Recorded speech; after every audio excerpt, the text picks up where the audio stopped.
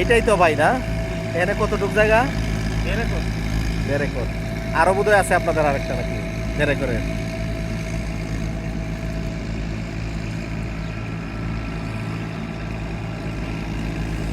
ভাই এই পাশে আবার স্যার জিয়ারু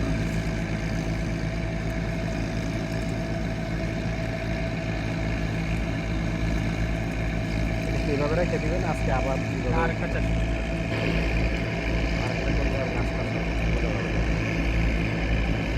করে আবার কালকা